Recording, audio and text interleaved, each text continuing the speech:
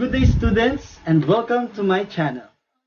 First, I would like to congratulate you guys for making it to your year levels, especially to all freshmen that passed their interviews and your first step in achieving all your dreams. Welcome to Tres Martires City College. My name is Erwin Cinco Arellano, and you can call me Sir Erwin, Mr. Arellano, or Sir Erwin, whichever you're comfortable with. I would like to give you a brief background about myself. I love traveling. Before this pandemic happened, I've been to few countries like in Singapore, Hong Kong, Japan, in England and Scotland in the United Kingdom as a tourist. I have a degree of Bachelor of Science in Hotel and Restaurant Management in Tres Martires City College. Yes, you heard it right.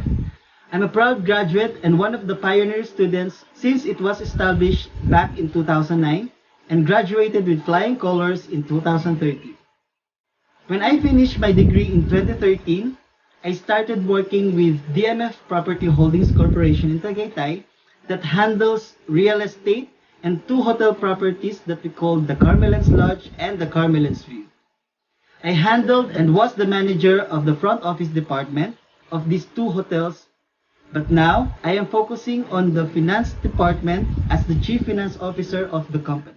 I started teaching as a part-time faculty in 2017 under the supervision of Ms. Ria Alice Flores of the College of Management, and now I will be handling your major subject and will be your instructor for first year in macro perspective of tourism and hospitality, for second year, quality service management in tourism and hospitality, for third year, foreign language 1, which will be Japanese language. To all 1HM1, I will be your advisor for this school year, so if you have any concerns, question related to your studies here in Tres Martires City College, please don't hesitate to message me.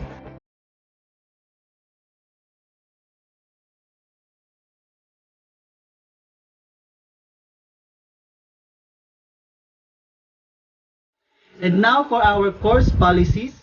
We will use English as the language of instructions for your course because we want to train you on how you can express yourselves speaking in English.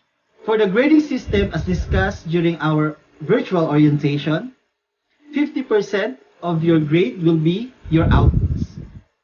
This includes your activities, projects, report, recitation, quizzes including long exam, and other requirements. 30% will be your term examination. So this will be your prelim exam, midterm, and final examination. 10% will be your attendance, and 10% will be your attitude, with a total of 100%.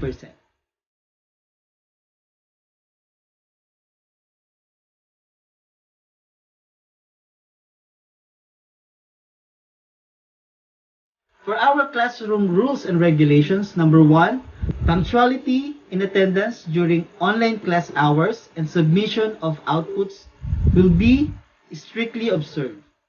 I will check your attendance twice every meeting and will require to take screenshot of our Google Meet every after class.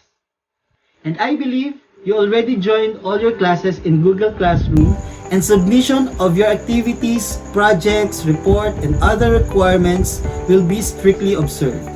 Late submission will have deduction from your grades. Number 2, students should be in their proper uniform and cameras should be open at all times during online classes. 10% of your grade that will be coming from your attitude will be affected whenever we call your attention not following this regulation. Number 3, students should abide all rules and regulations and policies as identified in the TMCC Pledge of Honesty and Integrity. For first year students, I will send the link of the TMCC Pledge of Honesty and Integrity. And for the second year and third year, since you already done accomplishing this 4, you don't need to do this again. Number 4, use of other gadgets like cell phones, laptop, tablets unless required by the class activity or activities during online class hour is prohibited. Number 5, active participation in discussion and class activities is a must. Recitation will be part of your outputs, which will be your 50% of your grade. So guys, please participate during our discussion. Number 6, students are responsible for what transpired if they miss a class.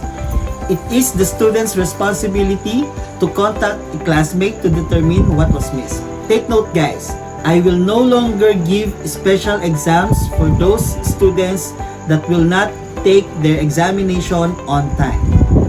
Number 7, allowable absences are total of 3 meetings or equivalent of 9 hours. Exceeding the allowable absences without any valid reason shall be ground for a student's failure in this course or subject. The course description and reference will be discussed during our online classes via Google Meet. I already created Facebook group chat with your respective courses for easy communication. So if you have any question and further clarification regarding your course or subject, please don't hesitate to send a message through our GC so that your classmates might be able to read your questions and my response. So that's all for this video. But before I end my introduction video, I just want to leave a quotation from viciousmessages.com. In life, no one and nothing will help you until you start helping yourself.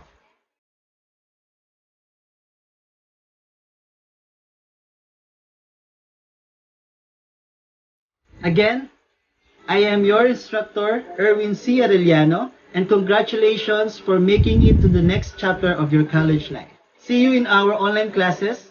Keep safe everyone and study hard. Bye for now.